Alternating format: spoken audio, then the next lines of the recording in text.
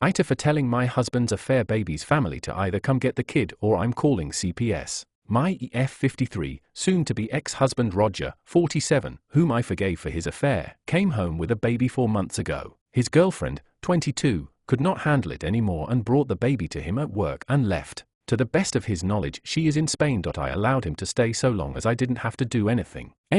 Well, about a month ago Roger had a heart attack. It didn't kill him, more's the pity, but he is very weak and incapable of doing anything for himself. Since he isn't up and about, he cannot care for his child. He also cannot drop off and pick up his son at daycare. I have been helping, but I'm done. My kids are full grown. I shouldn't be having grandkids anytime soon. I do not have any desire to care for a baby. I told Roger that I want a divorce, and I contacted the mother's parents. I know the father through friends. I said they had until Friday to come get their grandchild, or I was calling Child Protective Services. They just left with the baby, but they scolded me for being so cold towards a baby that had done me no harm. I view that child differently. Roger is recovering and I will be moving out. The house is in his name, but I have never contributed to it. I have the equivalent of 22 years of rent and interest put away. And as per our prenup, my savings are my own. I work and I don't need anything out of this marriage except myself. My kids tried telling me to stay and help their father. I said that they were welcome to come over and help him with cleaning himself and the baby. Both declined what I felt was a fair offer.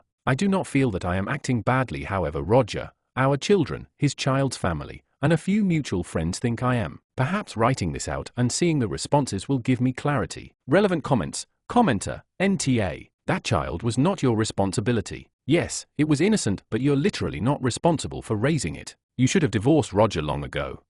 And God forbid something happens, I literally cannot make any decisions regarding medical care or anything. Commenter, NTA. Seriously? The kid is 4 months old. You could not have possibly forgiven anyone for this level of betrayal. If you've been married for decades, it's your house, so get what you're owed.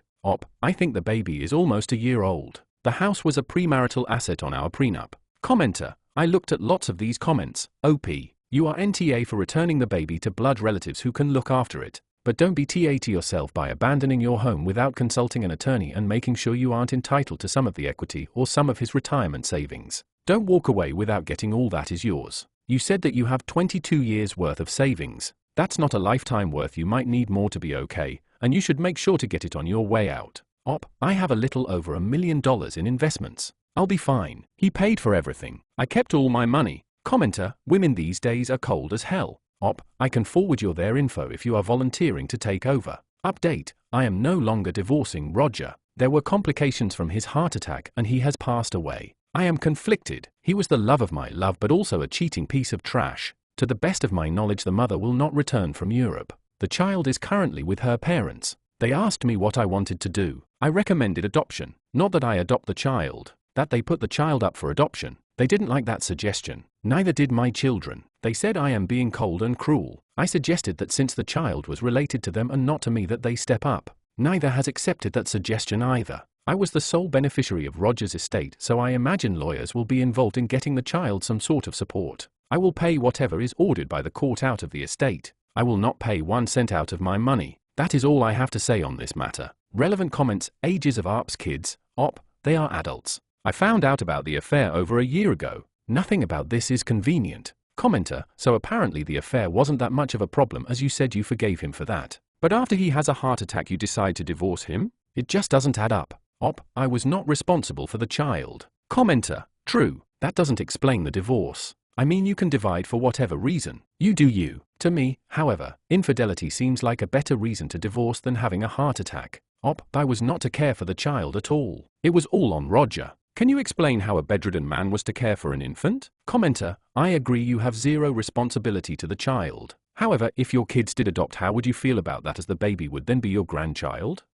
Adopted grandchildren are great. Commenter, Rogers may have omitted the child due to the child not being around when it was written. The child should inherit a portion. The child should be eligible for Social Security survivor benefits. Baby needs a lawyer, ASAP. Rogers also omitted his 2 adult children. Commenter, you are evil. You wished him dead, now he is. I hope you at least felt a little remorse for what you said.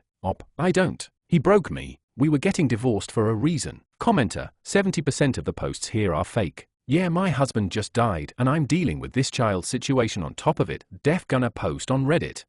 The situation has been dealt with. I was asked by several people for an update. I have now fulfilled those requests. Op responds to so many people telling her she needs to help the child. Why does anyone think I have the right to place the child with anyone besides family? I am not in any way related to this child, and the child is currently with their grandparents, blood relatives, with standing in legal matters.